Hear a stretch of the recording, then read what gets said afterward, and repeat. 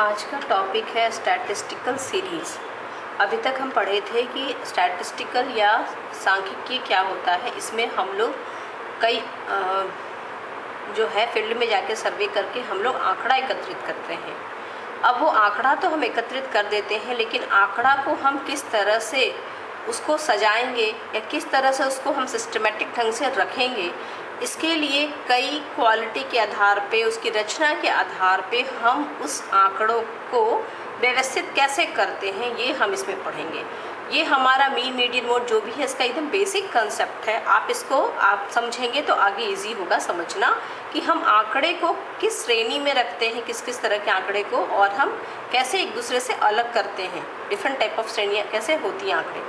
तो सांख्यिकीय आंकड़े को किसी निश्चित आधार पर वर्गीकृत करके एक व्यवस्थित एवं क्रमबद्ध रूप में उनका प्रस्तुतिकरण सांख्यिकीय श्रेणियाँ कहलाती है। ठीक है, व्यवस्थित करना है, इसको क्रमबद्ध करके हम इसको जैसे रखते हैं, उसको प्रस्तुतिकरण जो करते हैं उसी को कहते हैं सीरीज, है ना। दिए हुए आंकड़ों की तुलना करने या सांख्यिकीय विश्लेषण के द्वारा उनसे कोई निष्कर्ष प्राप्त करने के लिए इस प्रकार के समंकमाला बनाना आवश्यक होता है। ये जो सीरीज़ है वो बनाना आवश्यक होता है। डेटा किसी, जैसे एग्जाम्पल है, किसी देश की जनसंख्या के आंकड़े को भिन्न भिन्न वर्षों के अनुसार एक श्रृंखला के रूप में लिख देते हैं, तो आंकड़े का ये व्यवस्थित क्रम सांख्यिकीय श्रेणी कहा जाएगा। जैसे हम लोग एग्जाम्पल है कि हम अगर किसी भी देश का, अगर हमको पॉपुलेशन लिखना है, उसका आंकड़ा उसका, तो क्या करेंगे कि अलग अलग ईयर का हम लोग उसको शुरू से लेकर अंत तक लिखते हैं। इसी को कहते हैं स्टैटिस्टिकल सीरीज। एक श्रेणी में एक सिस्टमेटिक तरीके से इसको हम लिखते हैं। अब ये श्रेणी दो आधार पर वर्गीकृत है। इसको कैसे कैसे बांटा जाता है, गुण के आधार पर इसको बांटा जाता है कि क्वालिटी के हिसाब से, दूसरा कंस्ट्रक्शन के हिसाब से, और इन्हीं दोनों के आधार पर आंकड़ों बनाते हैं हम लोग, और फिर हम लोग उस पर अपना काम करते हैं, रिसर्च करते हैं। तो गुणधर्म के हिसाब से जो है काल श्रेणी है, स्थानिक श्रेणी है और एक परिस्थिति श्रेणी है। तीन तरह की श्रेणियां होती हैं जिसको हम फटाफट करेंगे। आंकड़ों को समय में किसी अवधि, वर्ष, माह, सप्ताह या दिन के आधार पर वर्गीकृत करके एक व्यवस्थित क्रम में लिखा जाता है, तो उसे काल श्रेणी कहा जाएगा। जैसे लिंग अनुपात की श्रेणी में शताब्दी के आधार पर वर्गीकृत किया जाता है, मतलब जो समय से रिलेटेड, मतलब समय के आधार पर हम लोग उसको सिस्टमेटिक वे में लिखते हैं, है ना। तो क्या हुआ, वर्ष या माह, सप्ताह के हिसाब से जो हम उसको बांट के लिखते हैं। दूसरा है स्थानिक श्रेणी। इसमें क्या होता है कि संसार के भिन्न भिन्न महाद्वीपों की जनसंख्या अथवा भिन्न भिन्न देशों तथा राज्यों में किसी वस्तु के उत्पादन, खपत या आयात निर्यात आंकड़े या भिन्न भिन्न नगरों के ग्रामों के आय के आंकड़ों को स्थानिक श्रेणी के द्वारा प्रदर्शित किया जाता है। इसमें हम लोग का बेसिक क्या होता है कि स्पेशल जगह के को बेस में रखते हुए आधार पे हम उस जगह का जनसंख्या को लिखते हैं। जैसे अगर मान लीजिए कि distribution of the population in India लिखेंगे तो अदर स्टेट का लिखेंगे, तो ये क्या होगा, हर स्टेट वाइज करके हम जो पॉपुलेशन को शो कर रहे हैं, इसको हम लोग कहते हैं स्थानीय श्रेणी की आंकड़े। ठीक है, तो इस ढंग से बांट सकते हैं इसको।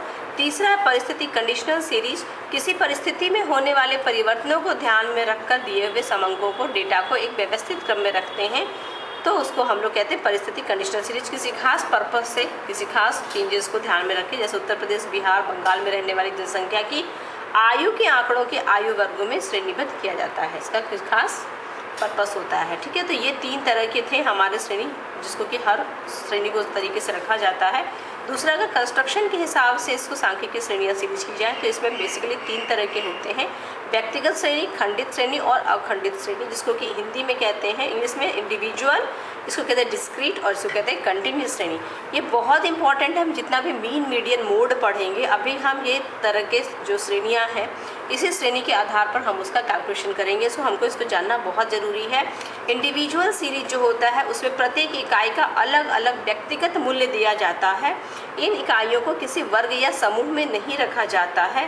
प्रत्येक नगर की अलग अलग जनसंख्या या प्रत्येक परिवार के अलग अलग मासिक आय, इस ढंग से ये श्रेणी होता है। किसी भी इंडिविजुअल है, ये एक फ्रिक्वेंसी में नहीं रहता है। जैसे कि हम आपको दिखा रहे हैं कि ये व्यक्तिगत श्रेणी, जैसे इंडिविजुअल श्रेणी है, कोई श्रमिक है, ABCD 5 श्रमिक है, इनका वेतन कितना है, इसका 850 है, 870, तो हम कंपेयर कर सकते हैं कि अलग अलग जो वर्कर है उनके अलग अलग वेतन है। तो इस टाइप के जो इंडिविजुअल है, ये किसी एक व्यक्ति का इंडिविजुअल है, हर एक इंडिविजुअल का हम लोग लेते हैं डेटा, जिसको कहते हैं इंडिविजुअल श्रेणी। दूसरे तरह का है जिसको कहते हैं खंडित श्रेणी या डिस्क्रीट सीरीज कहते हैं। इसमें प्रत्येक इकाई का यथार्थ माप एग्जैक्ट मेजरमेंट किया जा सकता है तथा भिन्न भिन्न पदों के चर मूल्यों की निश्चित अंतर होता है। ये चर वेरिएबल मूल्य प्रायः पूर्णांक में होते हैं, जैसे परिवारों में बच्चों की संख्या, मकानों में कमरों की संख्या। बेसिकली इसको हम फ्रीक्वेंसी में लिखते हैं और ये इंडिविजुअल नहीं होता है, इसमें ग्रुप्स में होते हैं। जैसे आप देखो यहाँ पे डिस्क्रीट सीरीज में क्या होगा कि इसमें फ्रीक्वेंसी हम लोगों ने लिखी है कि जैसे मकानों की संख्या और कमरों की संख्या, 100 ऐसे मकान हैं जिसके पास एक कमरा है, 60 ऐसे मकान हैं जिसके 2 कमरे हैं, 30 ऐसे मकान हैं इसको 3 कमरे हैं, 10 ऐसे मकान इसके 4 कमरे, 5 ऐसे मकान इसके पास 5 कमरे। तो ये बहुत बड़े डेटा को हम छोटा करके फटाफट, जैसे इसमें कितने भी होंगे टोटल, तो इनको हम बहुत ही छोटा करके इस सीरीज के द्वारा हम शो कर लेते हैं। तो ये फ्रीक्वेंसी के द्वारा हम इसको शो कर लेते हैं। तो ये इसको कहते हैं डिस्क्रीट सीरीज, कंपेयर करने में हमको सुविधा होता है। तीसरा है कंटिन्यूस सीरीज।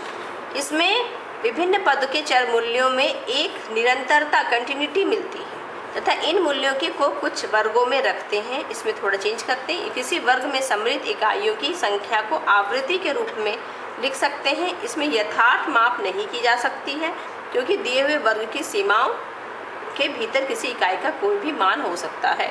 एक खास गैप के बीच का है कोई भी मान इसमें हो सकता है। जैसे हम समझा देते हैं, एग्जांपल देखिए, जैसे कंटिन्यूस सीरीज है, ये इसमें हम मासिक आय लिखे हैं, श्रेणी श्रमिकों की संख्या है, श्रमिकों की संख्या 50 है, इसमें 50 में से 50 ऐसे श्रमिक हैं जिनका वेतन 700 से 900 के बीच है।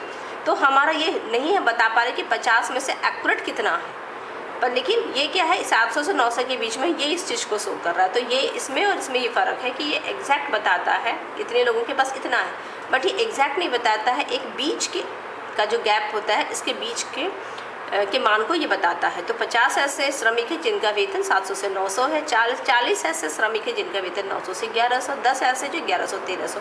इस ढंग से हम जो इस टाइप से जो बनता है जब कभी भी, तो इसको कंटिन्यूस सीरीज कहते हैं। आप कभी भी कंटिन्यूस सीरीज और डिस्क्रीट सीरीज में आराम से अंतर कर सकते हैं। इसमें कभी भी आपका वेरिएशन में नहीं रहता है, इसमें हमेशा वेरिएशन में दिया रहता है डेटा। तो ये हमेशा ध्यान में रखेंगे क्योंकि ये हम लोग मीन में भी इसके द्वारा ही हम लोग सारा जो फॉर्मूला और कैलकुलेशन करेंगे। तो ये खंडित और अखंडित में ये अंतर है कि इसमें यथार्थ माप किया जाता है, मतलब 10 है तो एकदम एक्यूरेट ये 1 है, लेकिन इसमें यथार्थ माप नहीं किया जा सकता क्योंकि ये इसके बीच के अंतराल के बीच के मान को बताता है। दूसरा वेरिएबल ये प्राय पूर्णांक होते हैं, इसमें कितने, ये पूरे के पूरे पूर्णांक है, इसमें पॉइंट्स में भी हो सकते हैं, इनके चर मूल्यांक होते हैं या निश्चित नहीं होते, इसमें पॉइंट्स में भी हो सकते हैं। भिन्न भिन्न पदों के चर मूल्यों में निश्चित अंतर होता है, इसमें एक निश्चित अंतर होता है, लेकिन इन चरों में एक निरंतरता मिलती है, मतलब सब एक दूसरे से कनेक्टेड होता है। तो ये दोनों में अंतर है। तो इसको हम इससे रिलेटेड हम आगे पढ़ेंगे, इसलिए हमने ये चैप्टर पढ़ाया है। Thank you.